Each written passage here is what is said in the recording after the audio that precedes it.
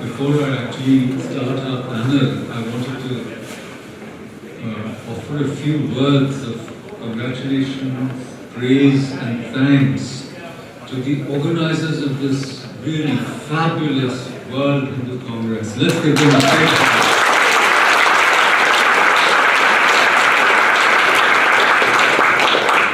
What they've accomplished is actually unprecedented. I can tell you that I've been traveling and going to literally hundreds of meetings of all kinds. But the energy, the enthusiasm, the optimism that we encounter here are absolutely unprecedented, stunning, fabulous. And actually there's a lesson for us Hindus here, because it is in this country that we, I think, have combined the atmiyata, the warmth, the caring, the compassion of what we are as a people, the openness, the pluralism, along with the efficiency, the accountability, and the meritocracy of this country, the opportunities of this country. So I also want to be here grateful, acknowledge this country and what it has done to Indians. Because outside of India, I'm told the largest number of Hindu temples anywhere in the world is in the United States of America. Let us not forget that it was Swamiji in this very land of Chicago, this Chicago area, who actually changed the narrative, right? And this combination of India and America, I think, are really crucial for the future of Hindus anywhere in the world. And I think that we have to build on this partnership and build on the energy that we have here. And I want to give just one little example of what I mean. Yesterday, all the food was laid out in the corridor. And I said, oh, it's India all over again, that, there's a bottleneck, there's a log jam, and everybody's always around the food, as you know. And I just, of course they must have felt it, but I talked to a few volunteers and I said, isn't there some way that we can shift it? And, there's a food tent outside. So this is what I mean by responsiveness, trying to solve a problem, not coexist with a problem. And I think that this is what we need to get back, to India. And this combination, I think, is going to augur well for the future of Hindu identity in the world. And this is what now brings us to the actual topic. It's like moving from Ram Bharose to Ram Rajya.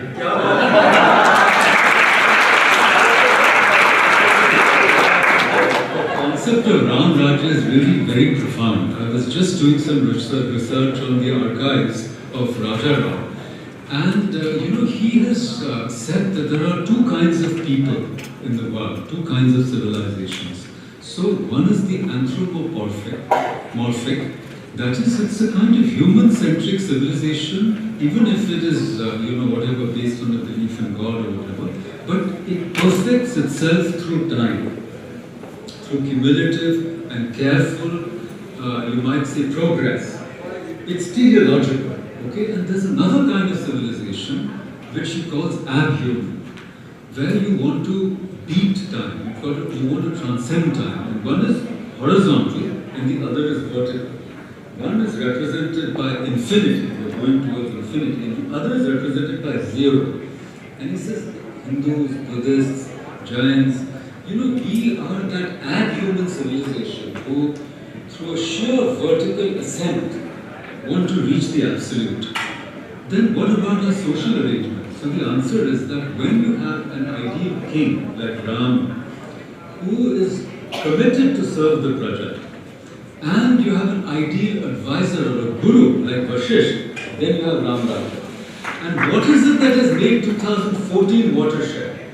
It's a watershed. I don't know if there's an ideal guru, but you're moving towards the idea of having a dedicated and selfless ruler, etc. So we have already got deep into the topic, but the real point that I'm trying to make is that though this is in the media track, the question of Hindu identity in an era of multiculturalism and globalization is of profound importance.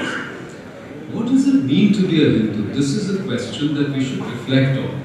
We are a metaphysical and reflective and philosophical civilization, and we're constantly looking for the answer to the perennial question, who am I? You know? But what does it mean to be a Hindu in today's world? And what are the threats to our identity? I think these are the questions that we're going to talk about in this panel. And I'm going to cut short my time because, as an example of what I want my panelists to do, because I want to throw this open to all of you and hear many voices. So we're going to follow the following pattern, and I've already scrambled the order that you find here.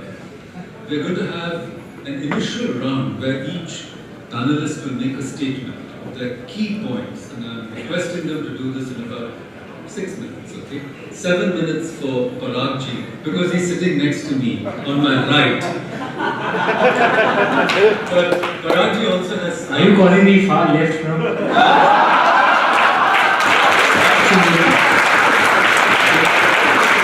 Far and subversive left. So I'm going to come to you second last. And also after that, Kiranji, who has very kindly stepped in because, one of our panelists, Prasenjit Basu, TK Basu, couldn't make it. He's from Singapore.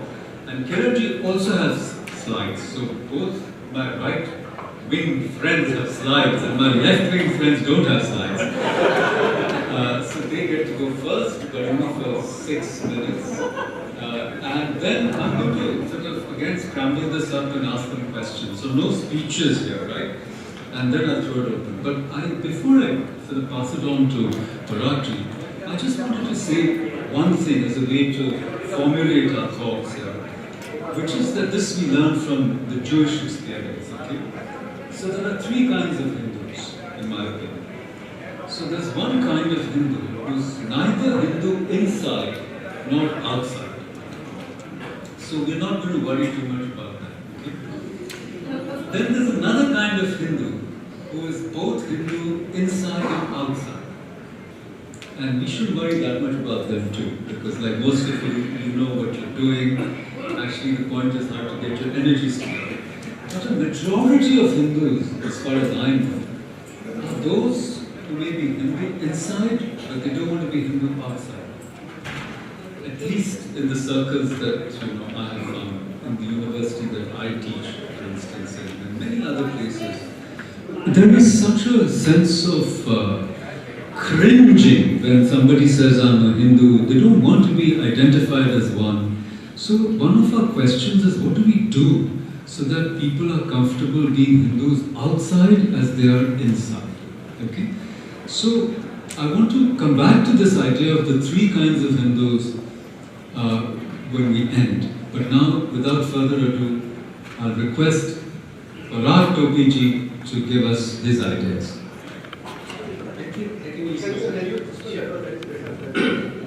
You've given me the bad mic, kind of. Hello.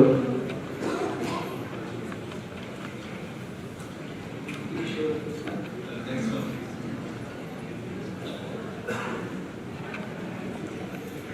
So my topic is decapitalizing history in the context of Hindu identity.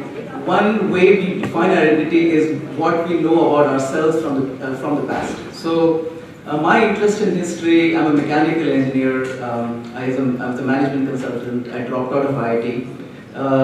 I own a software company, but I am passionate about history, and several years ago, can you go to the next slide? Several years ago, me, my brother, sister, brother-in-law, sister-in-law, my dad, we spent about 3 years. I took 2 years off from work. This was a time in which 2008 crash had happened and I was in the real estate industry, so I said, okay, this is a good time to take some time off. And we wrote a book on the War of 1857. I call it Anglo-Indian War of 1857. It was kind of a continuation of where Savarkar left off. Savarkar's book on 1857 was more about motivating people to fight against the British, but there were many elements which needed to be continued. So this was really more about continuing with that research. So we spent several years. We found letters written to Tatya Tope in Khate Shikhast. It's a script variation of Arabic. We worked with a professor in Jamia Millia. We got them translated. That's one chapter of the book. Over the process, I And after publishing the book, before publishing the book, after publishing the book, it was a eye-opener in terms of my own understanding of how deep our own history is.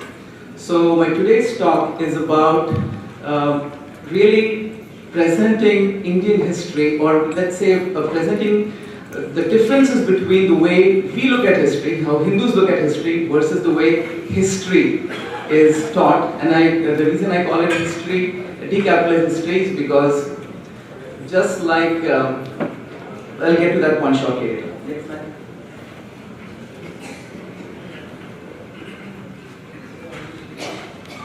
So let's take two examples in comparison of history. There's a place called as Hisar Lake in Turkey, where in the 1800s or so, there was a German businessman who was a self-proclaimed Homerian. He was obsessed with finding sites that Homer's Odyssey and Iliad had mentioned. So he was one of the things that he was looking for was Troy. So he used to fund many archaeological digs, and then in 1870 or so he found what he claimed to be Troy. So there was an archaeological finding, they excavated, and then there was a lot of debate among archaeologists, historians, and so on. And then finally, after much debate, they said, okay, even today I think that most people agree that what is in Hisar Lake, Turkey today is Troy. Now, contrast that to another excavation that took place in the 1990s in Farrukhabad, Uttar Pradesh. So there you have a team of Indian archaeologists and Italian archaeologists. They excavated this mound. It was nothing more than a mound, like a small hill. And there was some rain and some little old structure showed up, and then they excavated that structure. And they discovered Kampilya. So Kampilya, as you might know, was Drupad's kingdom. So now this was in the 1990s, but it did not make any news. I mean, some of you might have heard of it, but in general it did not make any news.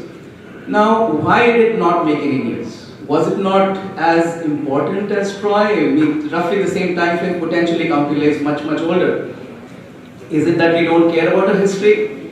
Well, the reason is simple. It wasn't news because it wasn't worthy of news, and the reason is very simple. The mound where they excavated and they found Kampilya was outside a village which is called as Kampil. People of Kampil used to call that hill Drupad Killa. Now this Killa ceased to be a Killa when it basically got covered with dust, and that probably happened 3,000 or 4,000 years ago. That means for 4,000 years, we knew that that place was Drupad's fort. This is the difference between Farrukhabad, Uttar Pradesh and Hisar Lake, Turkey. If you look at the 2,000 or 3,000 years since Troy, that place has been ruled by several civilizations, and every time the memory of the people has been erased. Every time a new set of cultures come, they erase the previous memories. You have something which is very, very unique in India. The continuity of the place, the people, and the stories that have been told across generations. India is the only place in the entire world where you see this unbroken continuity in the entire world. You won't see this in China, you won't see this in Southeast Asia, not Africa, not Europe, not anywhere in the world except India. So what I like to classify is that on one side you have this civilization which I call as the notion of looking at the past. Troy would be like a petrified civilization, something which has turned into rock, and then you look back, because it's dead, you treat that civilization as a dead civilization, and you study it in such a way. Now India is a living civilization, so when something is dead, you do an autopsy of it. That makes sense. But if something is living, will those methods work for you? They won't. So you have to fundamentally look at India in a very different way.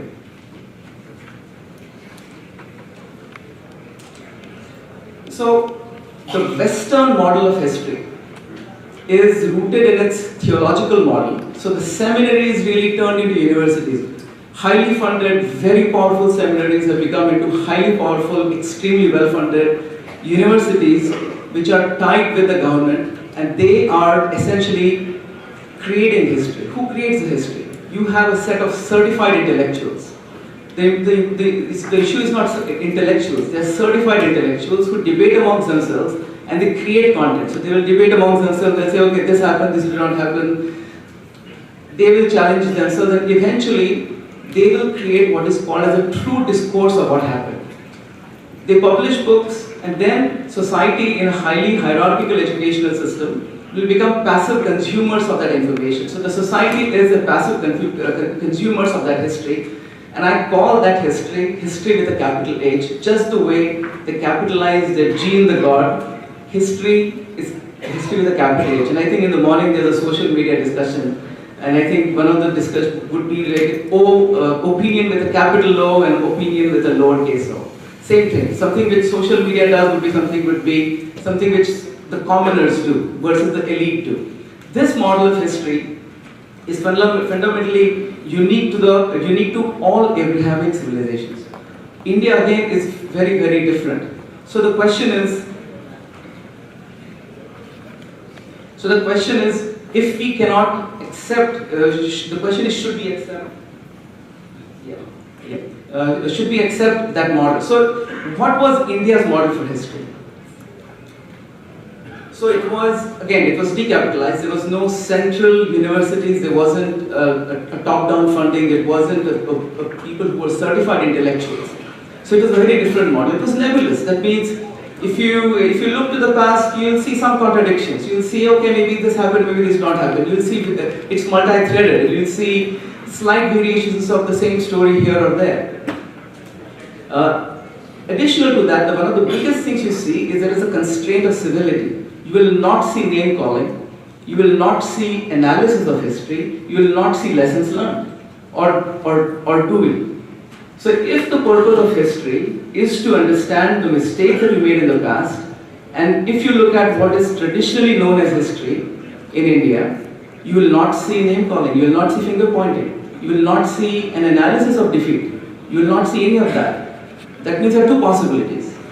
The one possibility is that either our ancestors were fools, that we decided that, okay, in the constraint of civility, we are not going to really pass on the lessons of history for posterity, or they had figured out another way. What I call it that if Western history is a monochromatic history, Hindu history is prismatic.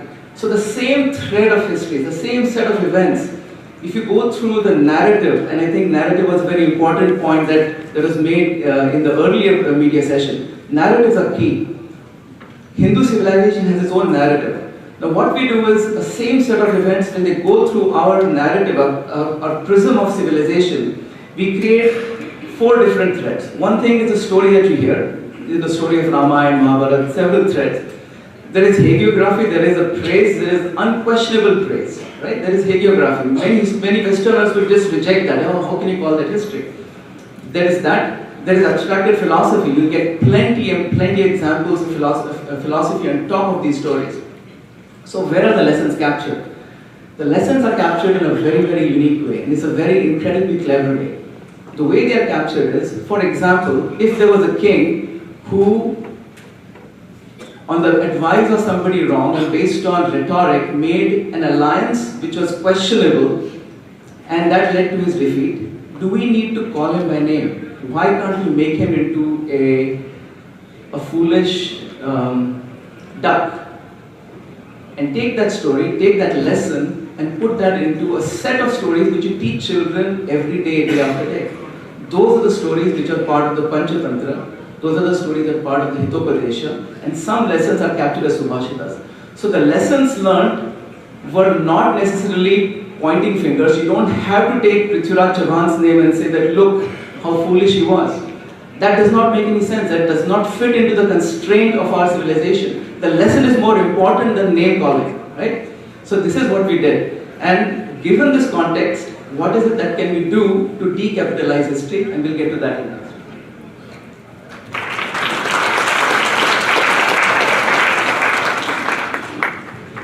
Little segue which I can't resist.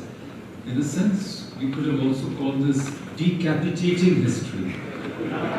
Because this history that you're talking about, the itihas, the cultural memory, has actually been decapitated. And instead of Kambil, the place is called Farrukhabad, and instead of Nalanda, it's called Bakhtiyarpur. So I think this is another thing that we have to, you can't hear at the back. Is that better? No. Shall I try that? Which one? This one? Okay, is this better?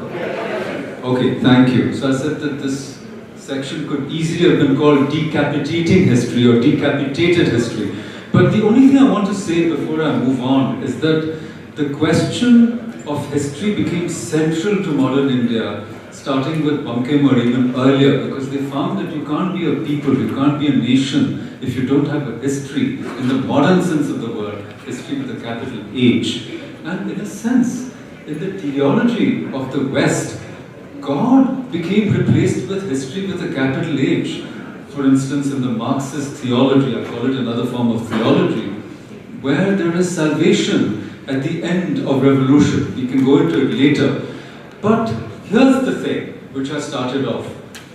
In many ways, Hindus, were wanting to be people who could transcend time, We wanted to be Akalis. We did not want to realize ourselves through time. That is why, in a sense, we are called the Sanatana. And I wanted to, yesterday I told Avtans Ji, who is the organizer, one of the organizers along with Sushil Ji of this fantastic media track, that I'm going to offer a new etymology of Sanatana, which I might do later, and he's a linguist, so he can correct me. So I think the real thing is, can we have both history in the modern Western sense and also itihasa? And now, in fact, this is what we have a third, angle in this triangle, which is what people like my friend Amish are doing, that they're neither writing history nor itihasa, or maybe a modern kind of itihasa, but they're reconfiguring our sense of the self through a new narrative, which we'll come to later. But now, I hand it over to Kiran.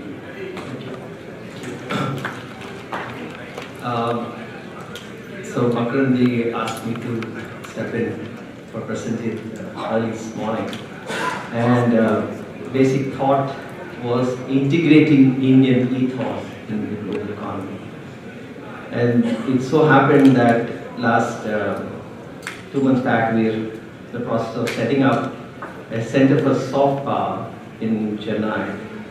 And this is a subject which is very close to my heart. So I readily jumped in. And thank you for giving me this opportunity. Yeah, next. So Stanford recently made a tweet saying that breathing is good for yoga, or breathing is good for people, or something like that.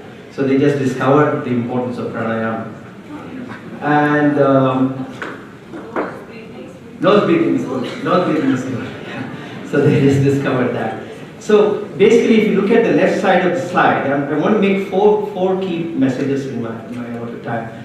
Whether it's karma yoga or environment, Ayurveda, festivals, handicrafts, arts, asana, meditation, spirituality, or mantra. James Hadsell recently came up with the Sanskrit effect of improved memory because of chanting. Any of these things, already everybody is establishing, everybody is consuming it. There's no need for us to push for integration. But one thing that's crucial and that's missing is acknowledgement of where the sources are coming from, and second is devotion. So I'm now waiting for Harvard or Stanford to come up with saying that bhakti is important. And with bhakti, that 20% benefits are also going to manifest. Millennials. What are the global trends in the millennials that we want the Indian ethos to integrate with? Very big thing that recently Financial Times was talking about. Millennials are really looking for authentic experiences. They're no longer looking at superficial experiences, they want authenticity. It's a very, very important thing. We need to understand that trend. Craft. So it's no longer a regular Heineken beer or whatever you need craft beer. Everything is craft. Sustainability, environment, spirituality, of course, everybody knows, wellness is known. But more other important thing is people want cultural experiences and ceremony. This is a very big trend amongst millennials that we need to understand from, again, integrating the Indian ethos into the global economy. Now, most of you are already aware of what's going to happen. Next, please. In terms of artificial intelligence, next slide please. Artificial intelligence and the loss of jobs in the next 5 to 10 years. What I anticipate as a consequence of this is the Indian ethos, the Indian structure of Purushartha, whereas Dharma, Artha, Kama and Moksha. And if you have a universal basic income and you're getting your monthly check or a monthly dole, then, is it hastening up the process of pursuit of moksha? This is something, a trend that we need to look at, and how do we look at producing gurus? I come from the lineage of Swami Dayananda Saraswati and Swami Chemayananda, who have actually conceptualized this whole thing of Upanishads, Gita, Sanskrit, Prasthanatraya, the whole thing, Prakarana Das, the whole thing into producing gurus. Maybe, if you look at the globe, what is the requirement, how many spiritual gurus does this globe want? And how many executive coaches or life coaches does the globe need? So, if you watch this TV serial called Silicon Valley, there's a thing called 3 comma thinking. So basically, if you're a billionaire, you have to have 3 commas in your billion. And so we need to think that perhaps in our lifetimes, we can make 1 billion people realize their Indic DNA, that they're already consuming the Indic knowledge, Indic traditions. And how do we do that? If you look at on the right side, authenticity, non-dualism, yoga, meditation, mindfulness, stoicism, Ayurveda, craft, curated cultural experience, sustainable living, environment, these are already part of Sanatana Dharma. They're all part of us, right? Now what we need to do is that link has been broken. That's what has happened. That's what the distortion that Rajiv and everybody talks about, is that distortion of our identity that has happened. And the link between all these things that the globe is already consuming and all this which is the essence of Sanatana Dharma, that link has to be established. And how do we do that? What kind of technology do we use? We have to think exponential, we have to think non-linear, we have to think disruptive, we have to think design thinking. These are the thoughts that we have to use artificial intelligence. These are the things that we have to think if we want to re-establish that link between what the globe is already consuming and what is already our essence. What we are doing in this center is we are trying to create a dashboard, looking at setting up a fund to look at cultural startups, looking at refinancing as an option. Why can't Mudra Bank refinance an American here who wants to set up a yoga studio? You tie up with Citibank and he goes to Citibank and gets the financing for his yoga studio, and then refinance from Mudra Bank. So we can look at that kind of a structure, looking at a network of Indian cultural entrepreneurs globally. Why can't we have a NASCOM-like structure where all the global cultural entrepreneurs are part of it, and then we can come up with policy advocacy. So these are some of the thoughts in terms of how we can integrate ourselves, integrate Indian ethos into the global economy. Thank you.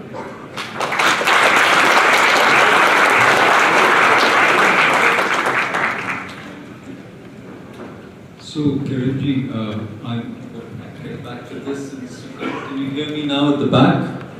Okay, great. I just wanted to say that you may not know of Kiranji's work, but he has spawned a whole network of networks under the umbrella of Indic and Indica. So I urge you to look at it. It has the Indic Academy, it has a film component called Indica, it has an Indic book club, and it has various other Indic platforms in which people come together. And you'll also notice that he never used the word Hindu, and he also never used the word marketing. But both these are crucial, which is that when we speak of the Hindu identity in an era of multiculturalism and globalization, a big question is, how do we present ourselves? How do we market ourselves even to the next generation so that our own children don't feel oh, it's so not cool, you know. I don't want, I can have a Buddha tankha in my room or in my office, but I can't have an idol, you know, that's so uncool. So I think that here is where you've got a lot of ideas of how to present yourself and ourselves to the world. And it seems to me that there's so much always already Hindu all over the world, which is so popular, that we just have to be able to sort of point it out by saying, you know what, this is the source. And isn't it wonderful that breathing systematically is going to increase your oxygen supply or make you feel better or whatever. But on that note, let me now invite Amish, who is a publishing phenomenon. You know, he has sold more books than any living Indian author, in fact, as far as I know. And what is amazing about him is that he is one of the most modest people I know. This is such a rare and a Hindu combination. One more amazing thing about Amish, which is he is deeply and passionately committed to learning. He's always trying to learn things, you know. So we want to learn from you today, Amish. Go ahead. Oh my, okay. I'm at a loss for words, which is not good for an author. Thank you. Thank you so much for a very kind introduction. Before we begin, if I can have a show of hands, how many of you know the entire story of the Ramayana? Let me calibrate that question a bit. It does not mean watching the 1980s television serial. It means there are various versions of the Ramayana. There's the original Valmiki Ramayana, there's the Ramcharitmanas, which was the modernization of Tulsidas Ji in the 16th century. There's the Kamban Ramayanam, there's the Adbhut Ramayana. How many of you have read one entire Ramayana? Okay, it's a very good number, but still I would say maybe 50%. Okay. Now let's have a show of hands for the Mahabharata. Again, not the 1980s television serial. It could be the critical edition, it could be any edition. How many of you have read the entire Mahabharata, start to finish? Again, around 50%? Okay. You know, and this is fantastic, because of the conference that we are in, I'm not surprised that it's 50%. If I'd asked anywhere else, it would probably be 3, 4, 5%. Okay. If I'd asked this question 300 years ago, you know, Gurukul, guess what the answer would have been? 100%. 100%. There is a lie that has been fed to us that we had no education system, that we were a bunch of monkeys hanging from trees, and the British came and gave us an education system, which is actually not true. How many of you have heard of Dharampal Ji? Again, thank God, good number. I get so disappointed at so many conferences that people haven't heard of him. If you haven't, do check out his books. They're available free on the net, especially the book The Beautiful Tree. Okay? He speaks of what the Indian education system was like before the British came and destroyed it. Now there is a class of Indians which doesn't believe any data until it has the stamp of the British. Okay? So Dharampal Ji actually wrote this book based on records that the British officers had themselves kept of what our education system was like. Now, there are various standard texts, okay, like the standard text for mathematics, for example, was Leelavati by Bhaskaracharya Ji. But Ramayana and the Mahabharata, okay, were there as standard texts everywhere, okay, and it was not just religious. That wasn't the purpose of it. That wasn't the core purpose of it. And that's what I want to explore with you guys today. Okay? If you see the story of the Mahabharata, the axis of that story is, and it spreads out a lot, but the axis of the story is more from the west to the east of India. And I'm talking about the Indian subcontinent, not modern India. Yeah? The axis of the story is largely in that region. And if you see the axis of the Ramayana is largely north-south. Okay? There were actually roads which ran that way. There's the Uttar Path and the Dakshin Path, which actually ran that way. If you notice, the core story of the Mahabharata is essentially in that Punjab, Haryana area. Okay? And the core story of the Ramayana is essentially the Kosala, Ayodhya area and Lanka. But you notice in both those texts, almost every part of the Indian subcontinent is somehow woven into it. Do you notice that? Almost every part is somehow woven in. So there will be some flashback, some small story, something. So that's the first thought I want to leave with you. Why did they do that? Because one of the ways of looking at culture is shared stories. All of us believe in a shared story, it means we have one culture. If this was the foundational text, they wanted everyone in the Indian subcontinent to be attached to it. That was one of the thoughts behind it. It's one of the, and I can't say I have come up with these theories, actually this was, many of these insights were given to me by my grandfather. He was a Pandit in Kashi, in Banaras. And he said this was the perspective with which these stories were created. It's one of the things I keep in the back of my mind. When I'm writing my books, I'll always try and bring in some part of wherever the story is happening. Okay, so for example, in Sita Warrior of Mithila, the mother of Sita Ma, I've shown her to be the daughter of the queen of Mizoram and the king of Assam, Kamruk. Okay, just essentially every part of the Indian subcontinent should be woven in. That was one perspective on the story. The second perspective on the story was that actually you learn philosophies on various aspects through the concept of a nice, kick-ass, fun-loving story. Okay? Because if you're having a pure, boring satsang philosophy session, most, especially the youth, they switch off. Correct? But if you're listening to a nice, page-turning, fun story, but through that, without realizing it, some philosophies have gone in the back of your head, that's good for you. Right? So actually, if you see it from this perspective, the Shanti Parva in the Mahabharata is actually a governance lesson. It's a governance lesson from the perspective of a nice story. So you don't get awed, you don't get like ye kya ho raha, calm down types, right? So and this was one of the perspectives again in the Ramayana and Mahabharata. Again, I'm saying these are just the entry level scriptures into our entire library of scriptures. Ramayana and Mahabharata are like the first standard actually. We have to go deeper and deeper, and the Vedas are at the graduation level, the Upanishads are the post-graduation level. So that's the second perspective. Learn philosophies, learn the art of living, okay, through these stories. It's again another thing I try to keep in mind in my books. I always try and bring in philosophies in the books. The third thing, if you've noticed, okay, again let's have a pop quiz. How many people say that the Lakshman Rekha is not mentioned in the Ramayana? Show of hands, raise your hands. That's it? Okay, I expected a better quality here. Okay. You know how I know only because you told me last time.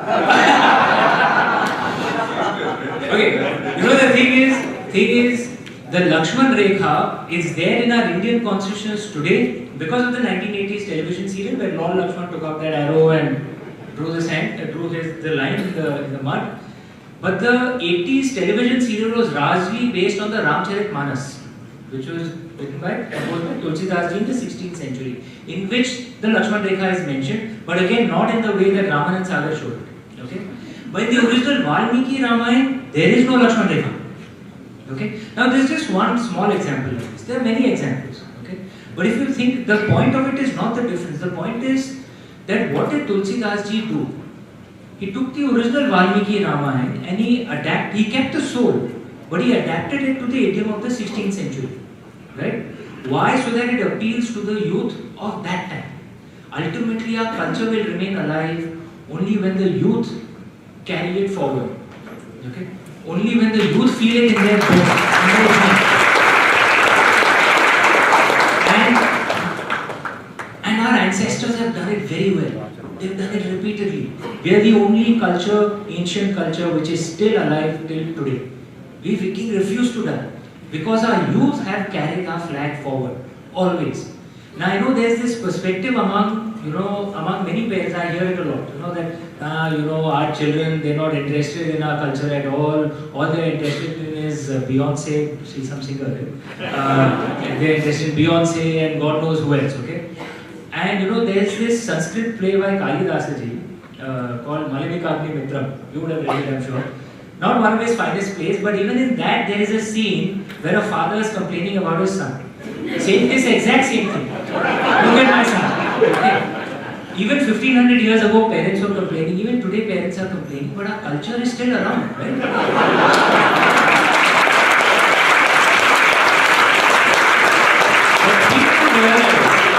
the thing to realize is that the responsibility is on us. We have to make sure that our stories are relevant to the youth. And we have to make sure that the soul remains pure, the soul remains as strong as it was, but we change the outer covering. We adjust it a bit, as Tulsidas did in the 16th century. And that's what we have to do now. And every generation has its own key filter. Like the filter for our generation, was rebelliousness. There was a reason why, when many of us were young, why Marxism and all of it was so popular, because it tied into the rebellious zeitgeist of our generation. The zeitgeist of this present generation, the filter that they look at is cool, that it has to be cool. If it's not cool, they don't take the second step, right? And that is something that we have to learn. If we want to, make our philosophies, our stories popular with the youth, we have to get this first filter through. Unless they find it cool, they will not take the next step. So it's our job to figure out how to make it happen. And then, trust me, our youth have been doing it for 10,000 years. They will do it for this one more generation again. That's a thought I want to make.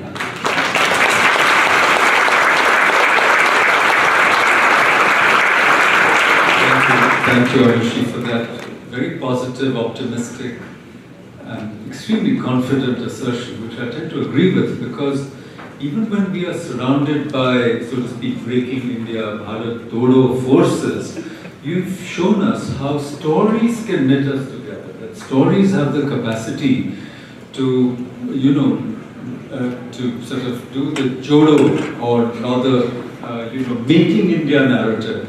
And the beauty of the story is that, and this is, it brings us back to history, time, that we have always tried to deny in the sense of transcend time and find some kind of eternity or immortality. And yet, and that's why we call, the word Akshara. And yet, it's interesting how no story is possible without time, because all stories are about movement in time, it's chronological time.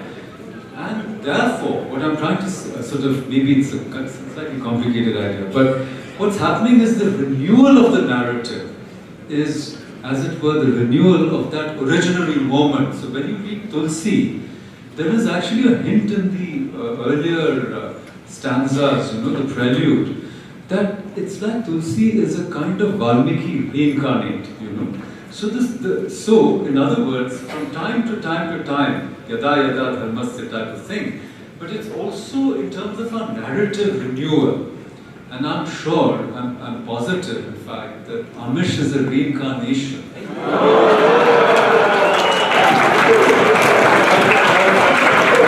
Let me finish. I'm not saying necessarily of Valmiki or Kalidas, but he is a reincarnation or a re-instantiation or a re-expression of an authentic inspiration which is deeply Indic and which is going to take us forward, because he's going to make being Indian, being Hindu, cool for another generation.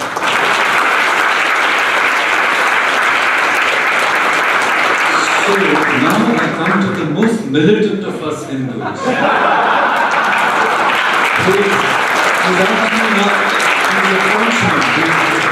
Monsieur François Gauthier. He was a correspondent of one of the, largest selling French newspapers for a very long time. And the last time I was in a panel with him, it was in Guwahati, and it became so controversial that one of the panelists said, who had links with lots of, militant groups in Assam, and he called him out and he said, don't talk rubbish, and I had to keep them calm. And he said, I can just phone up a few of my friends and they'll break your bones or something. And I just found that after the session was over, after tea, François had a black cat commando going around with him everywhere. So anyhow, he's fearless, but I want to tell you something, that the little I know of him, he's not only a gentleman, but he's a very gentle soul. Actually, he's very soft inside, okay? And he's just written this beautiful book on Sri Sri Ravi Shankar, which I recommend to you.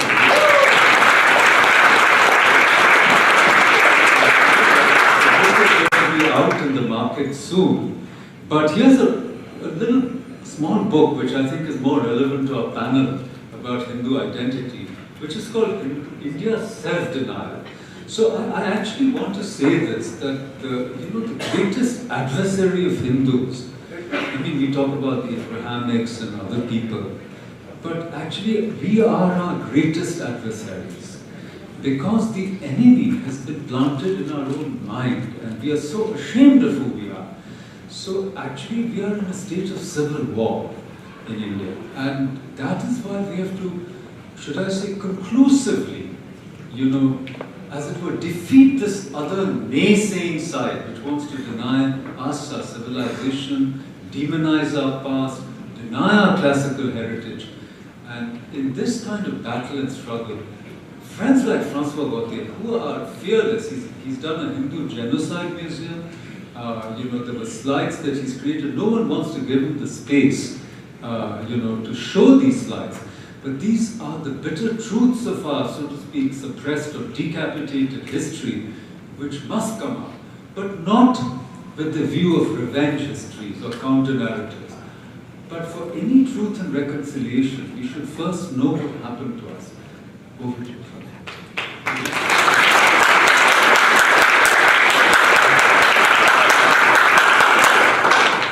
Difficult to speak after Amish Tripathi and Macron.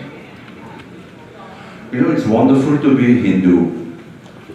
When I came here as 19 years old. Actually, I drove from Paris to Pondicherry because I wanted to see the world, and I felt that seeing the world would make a man out of me. And it happened that someone told me, oh, there's a caravan of cars driving from Paris to Pondicherry. And so I drove. I knew nothing about India, nothing about spirituality, nothing about Hindus. And so I drove from Paris to Delhi. And the first night in Delhi, I spent in the Sri Aurobindo ashram. Those of you who know Delhi, India now it's become a very big school. And those days there was an old house. It was a beautiful place in the fields. And I opened a book of Sri Aurobindo, and I read a few lines, and I felt that I would spend the rest of my life in this country and defend this country. And there was a great knowledge in this country. All this was intuition. I was very young and didn't come in my mind as a thought. It came in my mind as an intuition that there's a great knowledge in this country and I will stay there for the rest of my life. Then I spent many years in the Sri Aurobindo ashram of Pondicherry. The mother was alive, and there were only Hindus there. And I was a Frenchman, quite young still, and I saw these Hindus, and they had such plasticity of mind, of the body, such gentleness, friendship, smile, that I felt, oh, why was I born a Frenchman? Why? So you married a Hindu. Why couldn't I have been born a Hindu? Then I had done a little bit of, freelancing, journalism and photography before leaving Paris. And the guru died. The mother, who was Sri Aurobindo's companion, she was a French woman. She died, and when the guru dies, you are an orphan. You don't know what to do with your life. So after some time, I started freelancing, and I discovered the Hindus. My first feature was in Kerala, on an ashram mat called Karari Payat. I had seen a BBC documentary that Karari Payat, was taken by Buddhist monks first to China, where it became the Shaolin boxing, known as Kung Fu also, and then to Japan, where it merged with some local martial arts and became karate and many other martial arts. So I went to Kerala to meet these masters. It's a countryside art, and they were Hindus and simple people, who doing seva in the evening. They would have a job in the evening. They would teach children from the villages this wonderful art of Karari Payat, which is a great, great martial art. I didn't talk about it here. And I discovered the Hindu. I was still very young with my camera. I was ignorant about India, and they accepted me. And I thought that there was that knowledge which I had felt the first time as an intuition. I saw it in these people, but it is not in the mind. Hindus don't say like Christians, oh, I have to be good, I have to do charity, I have to accept other people. It is in their genes, And these were simple people, they were not intellectual. And I saw that this knowledge had been passed from generation to generation of Hindus, and transmitted, and it was there. I could see it in his masters. Then I became a political journalist because all life is politics, you put 10 people together and politics starts, in the Hindu groups in the US, there's a lot of politics also. So I wanted to be a political journalist because this is life, Shri said, all life is yoga, so politics is also yoga. So I became a journalist. And one of my first assignments was in Kashmir. Maybe I started covering Kashmir in the late 80s, when it was still a little quiet. The militancy had started, but it was not as bad as it had become today. And I saw the Hindus of Kashmir, being persecuted, killed, raped, strangled with wire, and then, in a few days, 400,000 of them fled without firing a single shot in defense. I'm a Frenchman, and I love Hindus, but I wish the Kashmiri Hindus had, fought. Even if they had died, I wish they would have fought, because they just fled, in a few days like this, and became refugees in their own country. And it broke my heart, actually. It broke my heart. Once I was with a, Italian correspondent, and we went to see a small temple. They were the last Hindu temple in Srinagar. In those days, Srinagar was always under curfew, so you needed permits to go. And there was one Hindu temple which had been attacked, by militants 2 days before. So I dragged my Italian friend who was not interested, and I met these bandits, who were protected by the BSF and the army. And again, I felt so touched by these people, the Hindus, who had suffered so much, and yet kept their faith. Because the greatest Holocaust in the history of the world is that of the Hindus. I mean, there are numbers which are, terrifying. People say 100 million Hindus have died from the Hindu Kush till Bombay, till the Bombay attacks and the Taj Mahal. And yet, they kept their smile, they kept their face, they kept their knowledge. The last living knowledge in the world is that of the Hindus. We talk about Hindu identity, but it's an easy identity. You are the inheritors of the last great knowledge of this world, which me as a Frenchman, I was looking for unconsciously, and when I came to India, I found it. Who am I? What happens when I die? What is an avatar? What is karma? What is dharma? Different, plans of consciousness, guruship and discipleship, such wonderful knowledge. That the whole world is looking for that knowledge. So Hindus should be carrying that knowledge with them, because they have it in their genes, But I find today that the Hindus, you're an exception, of course, all of you, but you're a tiny minority. You are a bloody tiny minority. There are 1 billion Hindus in this world. How many of them carry that knowledge? That I am a Hindu, okay, I can tolerate you, but I'm also, I am also inheritor of the Bhagavad Gita, which says, when your people are threatened, when your culture is threatened, when your women are threatened, you need to fight. You need to rise up, and if necessary, with force. So, Hindu identity survived so many centuries. As I said, 100 million Hindus died, If you see the story of the Hindu Kush, 1 million Hindus died on the Hindu Kush, frozen to death. So, they survived the Muslim invasions. They even survived colonization. But the greatest tragedy of the Hindus is Mr. Nehru.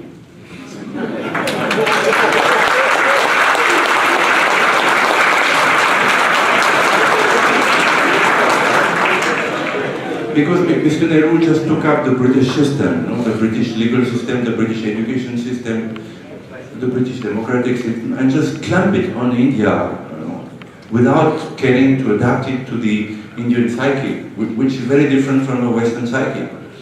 And Mr. Nehru created generation after generation, not only historians who have distorted Indian history, not only of intellectuals who ran down Hindus, but also of ordinary Hindus who forgot that they are Hindus.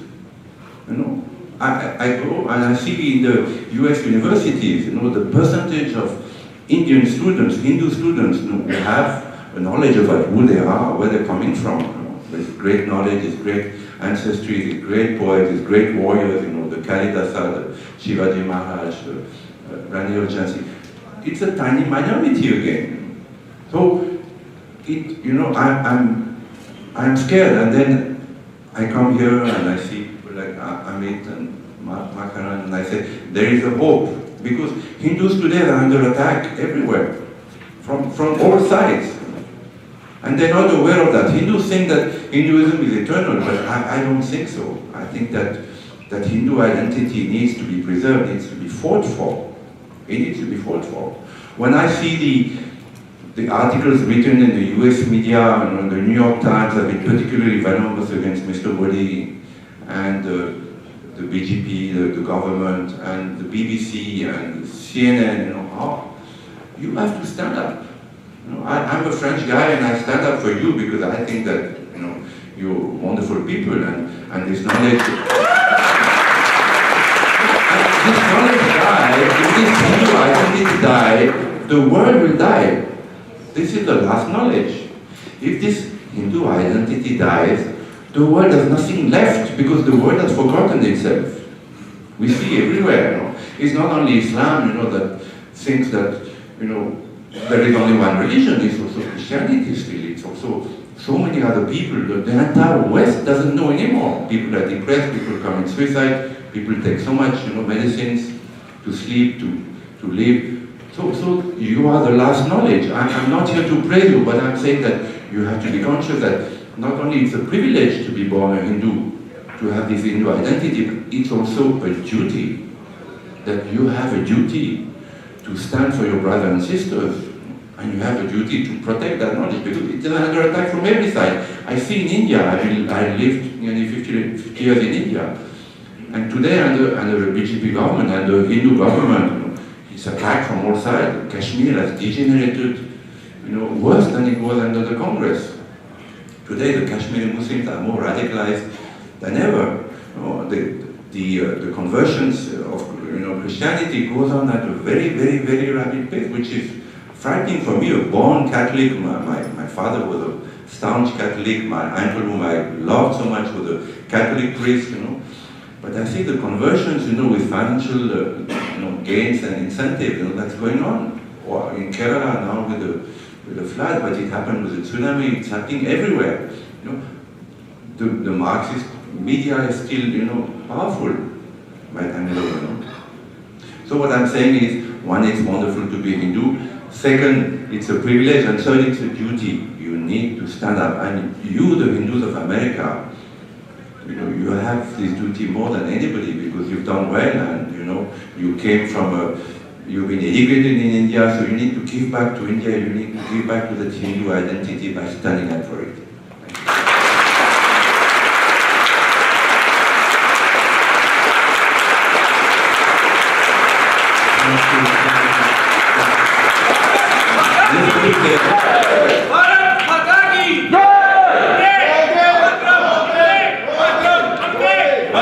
Say one word, when I started writing, when I started discovering who were the Hindus, I started writing books, there were very, very few people then in those days. There was one gentleman called Sitaram Goel, and then my other inspiration was another gentleman from Belgium, from Conrad Els, who was here today.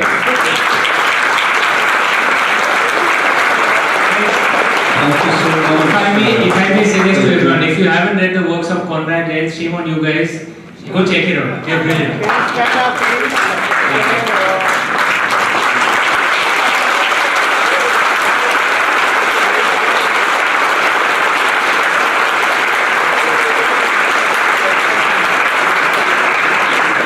Thank you so much, François, because you've actually sort of summed up the gist of this panel, which is when you ask what does it mean to be a Hindu, or what is the Hindu identity in an era of multiculturalism and globalization.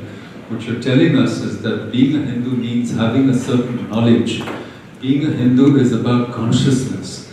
And lastly, and certainly not in the least, being a Hindu is also a responsibility. So what I'm going to do now is that we are supposed to end at 5:30, but Sushil-ji, we started late, and so how long can we go on?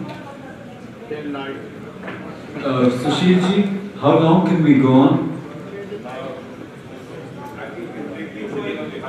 Yes? Midnight!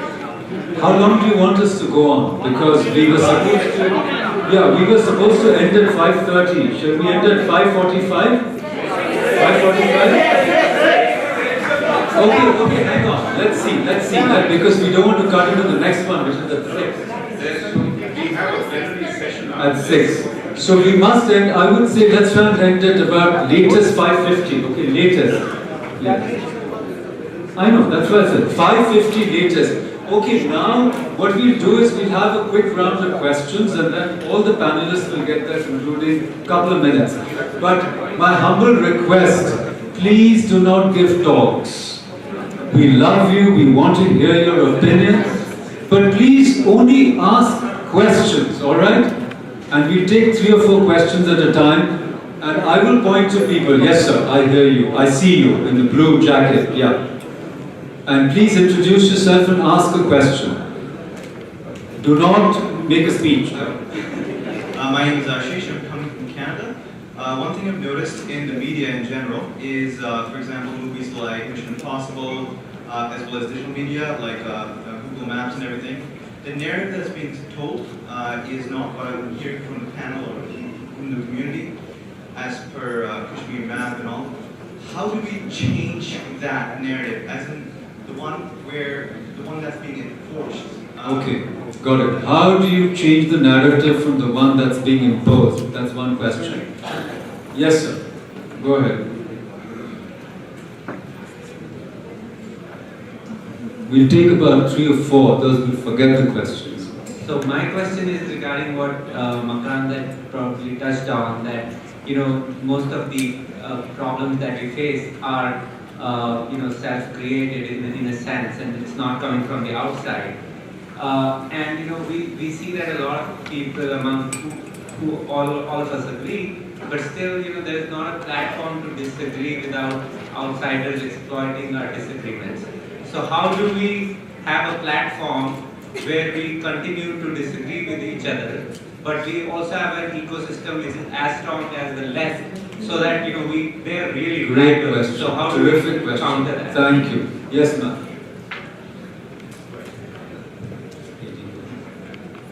I'm Dr. Vijayalakshmi from Bengaluru, Professor of Pediatric Cardiology. Talking about the Hinduism and it is in our gene, I agree. But at present in India, we have the enemies within us, especially the leftist and the neoliberal leftists. They are pumping poison into the blood of the youngsters, and they are narrating all Manusmriti and all concocted stories to distort the whole Hinduism, and they are creating the enemies within India to destroy the Hinduism. So I want to know how to tackle that. Okay, terrific. And one last question for this first round.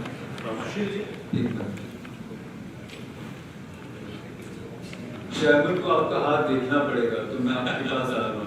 लेकिन पहले आप sir, पहले आप. Makarand ji, address to the panel. My question is, we are talking about preserving Hindu identity. My question is about globalization. Yes. And my kids are grown here. And I understand India is a sacred geography, but to my kids, I mean, shouldn't be globalization in Hinduism which says Colorado Mata or Ohio River Mata, or if my kid is growing in Australia, instead of cow being sacred, shouldn't kangaroo be sacred? Okay, very good point. Can we use Hindu categories to globalize? Very good. So now I request my panelists to pick up the question they want. Don't answer all the questions. I'll ask Amish first. Which question do you want to address?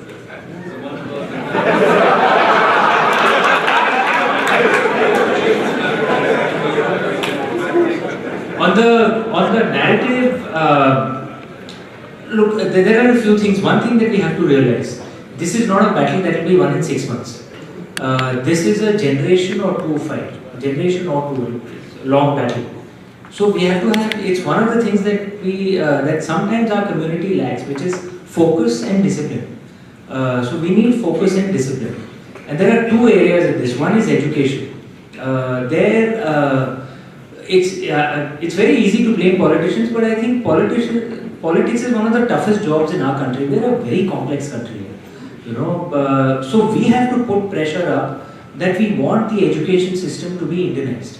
The education system is still completely colonial, and we have to stop blaming the British. They've been gone for 70 years. Even, you know, our maths teachers know, you know, it doesn't teach Bhaskaracharya, it doesn't teach Bodhayana. Our you know, medicine does not teach Charak or Shushrut. It teaches, you know, Hippocrates.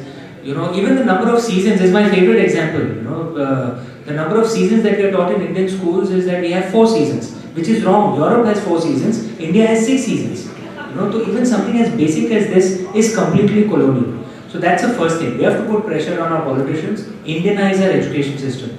The other thing is popular culture. How do we make our popular culture more Indian? That's a responsibility on all of us. What we ourselves buy and support, and what popular culture artists can do. Vivek is walking out when I talk about popular culture, sadly, but he is one of the guys who can work on this. Madhur Bhandarkar is here somewhere. My friend Madhur, he has to work on this. I have to work on it. All of us in the popular culture need to bring in our own narrative, our own culture into it, and this will take time. It's not going to turn in a switch, but all of us have to keep working at it. Thank you, Ameshji. Praladji said that he will tackle the kangaroo question. So the question of kangaroo being respected, or any animal or any river, I think that's universal. There's nothing in Hindu teaching which localizes. The lessons of India can be applied anywhere, really. Now, specifically about kangaroo versus cow, the answer is very simple. The reason in Hinduism we respect every animal. The only animal who we depend on for milk, we drink her milk. So we drink her milk, therefore she's a mata. If somebody is drinking kangaroo milk, absolutely they should treat kangaroo like a mata. But I would say go mata. If you're a vegan, then you don't need to treat it. In fact, you're even kinder. You're saying that, why even torture her? Especially in the West, the way milk is extracted, it's a very torturous process. So, many of our kids are actually becoming vegan because they see that it's torturesome. But I would say your question is great, but I think the answers are already universal. I think whatever we learn, whatever we teach our children is already universal. Fantastic. I will invite Kiranji to answer the question about how you can create a platform where you can disagree without other people exploiting these disagreements. Because he's trying to create many platforms. So there are several networks here when we're building an ecosystem. What Indian Academy is trying to do is to be an infrastructure, like an ecosystem is like a cultural biosphere, and then you have the living organisms, which are all the public intellectuals and the academics, and then you have the non-living organisms, which are the networks and the infrastructure. So what Indian Academy is trying to do, infrastructure part. So generally, I don't have any view, so it's easy thing. If I have a view, then everything else that Indian Academy does will be conflated with that, so I tend to remain neutral in that. There is all, within our system, there's a lot of disagreements happening, and I think it's very healthy, even though oftentimes we are affected by that. We should not look for unanimity, we should look for unity. Unity of purpose, and not unanimity of strategy. So there are diverse people. There are a lot of people who are working with me and left and starting something new. It's good. We, like I was telling Makranji yesterday, we have been bled with 1,000 cuts. Right? So every cut has to be healed, and a flower, a social entrepreneur should bloom from that cut. So therefore, Can I just add one thing? I don't know how many of you know Hari Kiran. He's doing a lot of quite hard work in building the ecosystem. A round of applause for him, please. One more question about the poison being injected in the youth, and I'm leaving our Surgeon General. He might even suggest amputation. But I just wanted to add, Kiranji did mention one thing, which is, how to deal with the ego, because we see even in our ecosystem, there's some people who are becoming almost megalomaniacs. They don't care about the cause. It's a kind of narcissism which is so heady that it's only about them. They're just projecting themselves. And in a way, you have to do it. You have to project yourself. You have to market yourself. But at what time, what point do you tip over? So these are things that are very important for all of us. And for me, the thing is sadhana, that whatever you do is a form of self-realization. And it's for your own psychic and spiritual development. And in fact, when you have detractors, when people oppose you, that's good for you, because at some level, as Ramana Maharishi said, the enemy of your ego is your friend, because your enemy's enemy is a friend. So, Mr. Pranjal, may I take this opportunity? I want to point out to what Mr. François said about Kashmir. I thought I need to correct a certain... Later. Let him have his say.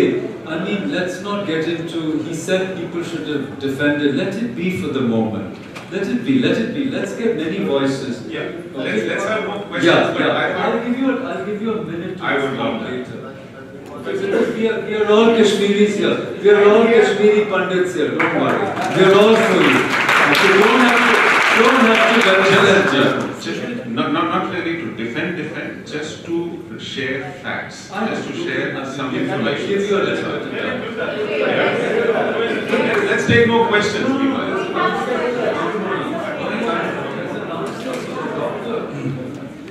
Okay, about the poison that's fed into kids, there are two aspects. I'm born a Frenchman, I'm educated Frenchman, I'm proud to be a Frenchman. Because in school I'm taught about my poets and my heroes and my warriors and so I'm born to be, but in India you bring up your kids without knowing about their own history, their own heroes, their own heroines. So you already have bred, someone who's lost his Hinduness. The second thing is, it is true that the media is very hostile and goes after Hindus. But again, we'll come back to Kashmir.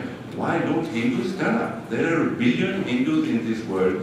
One person is one in 7 person is a Hindu, and all people educated, doing well, wealthy, law-abiding people who don't go about rioting and burning cars, who respect the others, Why can't Hindus stand up for their own people, and stand up by means? Necessary with a gun. It's necessary with a gun.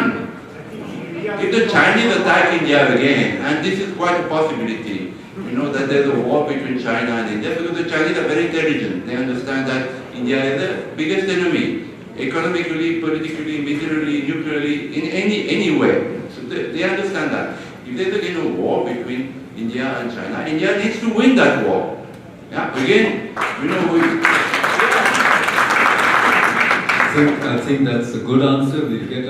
We'll give Sushilji a moment, just a moment to respond, please. Just a moment. Yeah. Yes. Yeah, now? Yes. Thank you so much. Just a moment.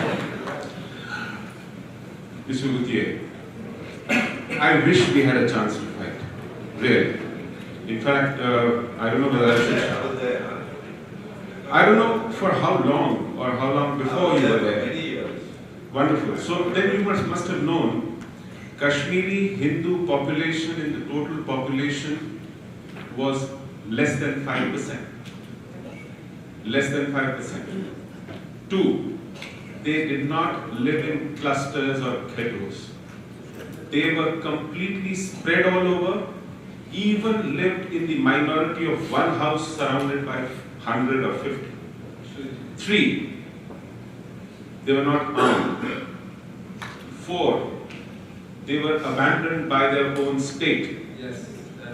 When I say state, not the state government. They were abandoned by their own nation state. Yes. Number 5, they were up against another state, enemy state on the border that had funded an insurgency. Lethal, armed, committed, bigoted insurgency, which was out to kill. The first iconic killing that took place was on 14th of September. The man was Tikalal Taplu. The exodus happened in January. You must know, when the exodus happened, I'll just finish. When the exodus happened, state was ruled by National Conference and Congress combined. The center was ruled by Vishwanath Pratap Singh, supported by BJP and left. The entire political spectrum was in the power structure, not one was outside the power structure. So the entire political class was complicit in our exodus. Not one stood up. Not one party, not one leader stood up. We were unarmed, non-combatants with the responsibility of children, women and old parents. We either had to get slaughtered or just save our lives to come out and fight another day. Okay, thank you so much. But we don't want this panel to get derailed, okay, into a kind of slangy match over this particular issue. We respect different views. In fact, we are going to do a second round. Anshuji, please sit down. I request you. Yeah. Now, well, just a moment, please. Sushiji, please sit down. Let me conduct this. Yeah, please hand over the mic. My point is something different. My point is, just a second, sir. I haven't noticed you. Please sit down. Not you. I'm talking about that gentleman. Haji, pehle aap. Yes. No. Yeah. Yes. You. Yes. Go ahead. Please introduce yourself briefly. My name is Girish Sharma. I come from Orlando, Florida. And my question is, how do we make Hinduism cool again? With so little investment, both in terms of time, energy and money, in terms of media. Like the books, like the publication and other digital media, how do we make Hinduism cool again? Thank you. You will get your chance. Be patient, sir. Other people are raised that. You need to be patient, sir. Well, either you... I'm asking you for the last 10 minutes to speak and you are having me. So many people. No, either... At least 7 times. I have to notice you, sir. And... No. Either you chair the session or I chair it. Please. So, you mentioned about the Lakshman Rekha, and the Ramayana from Valmiki's time changed over by Tulsidas ji for that generation. So, I'm talking about Devdutt Patnaik over here on his show at Devlok on Epic Channel, where he says the Lakshman Rekha, once Sita has gone in the forest, when she crosses the Lakshman Rekha, she can go along with anyone. So, this stretch of imagination that we are talking about was changed from Valmiki to Tulsidas, and now you have Devdutt Patnaik interpreting it in this way. So, is this kind of allowable? Okay, thank you. Yes, sir. Hi, my name is Shokant Nepal. Yes. I have a question. The idea of the Hindu historical time, the idea of being Hindus historical time with India. What advice would you give non-Indian or people of non-Indian heritage, but who are Hindus, and how do we join this conversation? Okay, thank you. Yes, sir. Your chance. Please be brief.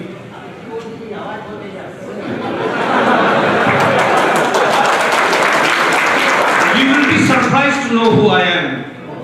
Let me tell you who I am. No.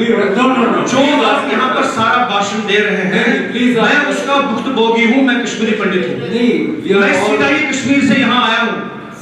और आपको केवल ये बताने के लिए आया हूँ कि जो आपने बात यहाँ की है, आप मेरी बात सुनिए, हाथ जोड़ने की कोई जरूरत नहीं। ये आपने 30 साल पहले जोड़ना था।